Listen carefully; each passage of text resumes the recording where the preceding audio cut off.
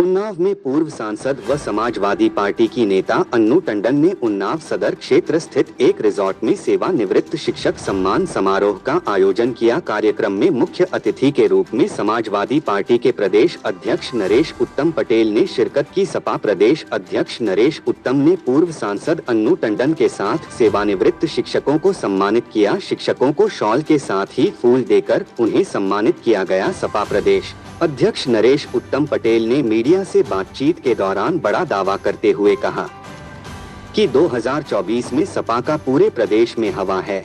उन्होंने कहा कि हम पूरे प्रदेश में प्रयास करेंगे कि समाजवादी पार्टी का ही प्रत्याशी खड़ा हो। सपा प्रदेश अध्यक्ष नरेश उत्तम पटेल ने सपा नेता आजम खान पर आईटी की छापेमारी पर बयान देते हुए कहा कि जब से भारतीय जनता पार्टी की सरकार आई है तब से बदले की भावना से कम हो रहा है। उन्होंने कहा कि आजम खान कई बार विधायक रहे, कई बार सांसद रहे, कई बार मंत्री रहे, देश के जाने मानी हस्ती है। उनको जानबूझकर और उनके परिवार को जानबूझकर प्रताड़ित किया जा रहा है। सपा प्रदेश अध्यक्ष नरेश उत्तम पटेल ने सनातन धर्म पर की जा रही टिप्पणियों पर बोलते हुए कहा कि हम संविधान सम्मत की बात करते हैं। नरेश उत्तम पटेल ने कहा कि हमारे नेता अखिलेश यादव हैं, वह सभी जातियों सभी धर्म का सम्मान करते हैं, किसी पर भी टिप्पणी नहीं करते। नरेश उत्तम पटेल ने दावा करते हुए कहा कि घोसी, खतौली और मैनपुरी में जीत का सिलसिला समाजवादी पार्टी के लिए बहुत आगे बढ़ गया है। नरेश उत्तम पटेल ने कहा कि भाजपा ने जानबूझकर घोसी में उपचुनाव कराया, उनको अपना मूल्यांकन करना था, इसलिए घोसी में उपचुनाव कराया। सपा प्रदेश अध्यक्ष नरेश उत्तम पटेल ने कहा कि कौन से चुनाव से भाजपा का पूरा मूल्यांकन हो गया है, जनता ने भाजपा को वहां धूल चटा दिया। देखिए, हिंसा कोई भी हो, कहीं भी हो हिंसा, और ये देश हिंसा पर विश्वास नहीं करता है और ये देश हिंसा से चल भी नहीं सकता है। सबको आपस में प्रेम से रहना चाहिए, सबको आपस में किसी भी तरीके का मनमुटाव नहीं होना चाहिए। लेकिन जानबूझ करके जिस तरीके से भारत सरकार और राज्य सरकारें, खास करके भारतीय जनता पार्टी की सरकारें जो विस्मन कर रही हैं, समाज में विषमता पैदा कर रही है, उससे इस तरीके की हिंसा हो रही है। हमारे नेता चौधरी चरण सिंह ने कहा कि ये देश बड़ी जनसंख्या वाला देश है।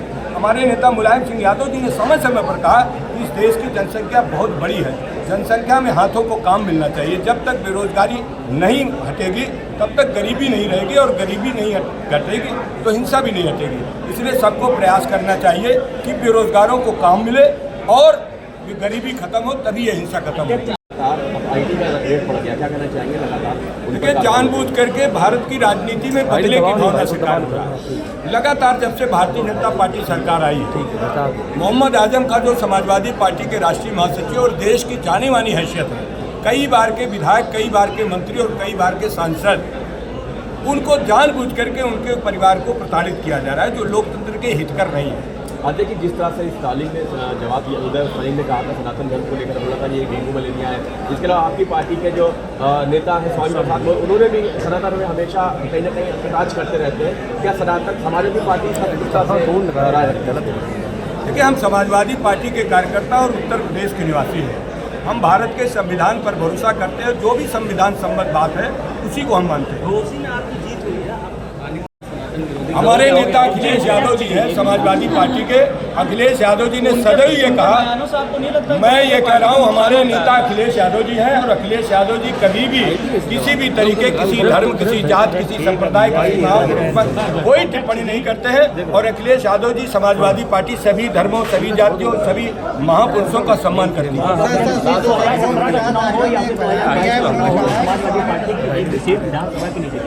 समाजवादी की अगर पार्टी सही से पैठ नहीं जमा पा रही, 2024 का चुनाव है, क्या मुद्दे होंगे आपके नए, किस तरह से आप सबका सहयोग मिलेगा, समाजवादी पार्टी सभी सीटें जीतेगी। 2 बार सांसद हैं। हाँ, आप अध्यक्ष जी, अभी तो बाइकाट किया जा रहा है 24 बड़े संस्थानों को। सहयोग कैसे वो मीडिया में जो डिबेट है, डिबेट से बाइकाट किया है। मीडिया का डिबेट, मीडिया का नहीं बाइकाट।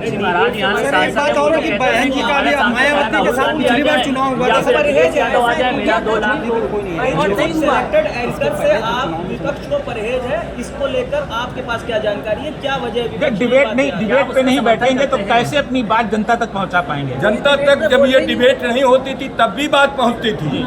जब ये डिबेटें नहीं थी, चैनल नहीं थे, टीवी नहीं थे, अखबार नहीं थे, तब भी जनता जनसंवाद होता था और जनसंवाद ही लोकतंत्र है। और भारतीय जनता पार्टी जानबूझ करके जनसंवाद को समाप्त कर रही है, जिससे लोकतंत्र का बाइकआउट करते हैं क्या समाजवादी पार्टी के? हम आपका कभी बाइकआउट नहीं करते।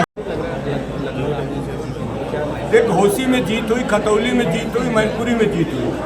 जीत का सिलसिला समाजवादी पार्टी का बहुत आगे बढ़ गया है। भारतीय जनता पार्टी के कामकाज से जनता खुश नहीं है और भारतीय जनता पार्टी ने जानबूझ करके घोसी में उपचुनाव कराया। एक सीट से न सरकार बन रही थी न बिगड़ रही थी, लेकिन भारतीय जनता पार्टी ने अपने कार्यों का मूल्यांकन कराने के लिए जो घोसी में चुनाव कराया, उसमें भारतीय जनता पार्टी का पूरा मूल्यांकन हो गया और जनता ने भारतीय जनता पार्टी को धूल चटा दिया। समाजवादी पार्टी के नेता अखिलेश यादव के द्वारा दिए गए सुधाकर सिंह को 44,000 वोटों से जिताया। ये श्रेय वहाँ की घोसी की जनता को जाता है। 2024 यहाँ पे इंडिया गठबंधन का हिस्सा रहेंगे। उन्नाव की सीट पे क्या दावा करेगी समाजवादी पार्टी या कांग्रेस? दावा नहीं, हम उत्तर प्रदेश समाजवादी पार्टी भारत की उत्तर प्रदेश में सबसे मजबूत पार्टी है। हमारा पूरे प्रदेश में दावा है, पूरे प्रदेश में प्रयास करेंगे कि समाजवादी प्रत्याशी चुनाव लड़ाएं। देखिए, हम अन्नू टंडन जी पूर्व सांसद जी को धन्यवाद देंगे जिन्होंने सेवानिवृत्त शिक्षकों का सम्मान समारोह आयोजित किया और बहुत ही जागरूक लोगों को यहाँ पर इकट्ठा किया, सबका सम्मान किया। और ये देश बिना शिक्षा के अधूरा होगा और जितना ही शिक्षा पर बल दिया जाए उसी से हमारा देश मजबूत। अतः कि इंडिया जो गठबंधन है वो 14 बड़े एंकरों का उसने बाइकाट किया है। आखिर ऐसा क्यों मीडिया के बड़े संस्थानों का 14 जो है एंकरों का जो है बाइकाट किया गया, उनको जो है प्रतिबंधित किया गया, ऐसा क्यों? देखिए, लोकतंत्र के 4 स्तंभ हैं, विधायिका, न्यायपालिका, कार्यपालिका और मीडिया। सबको अपने अपने कर्तव्यों का बोध होना चाहिए और सबको अपने अपने कर्तव्यों का बोध करते हुए इस देश की सेवा करनी चाहिए। अध्यक्ष जी, जिस तरह से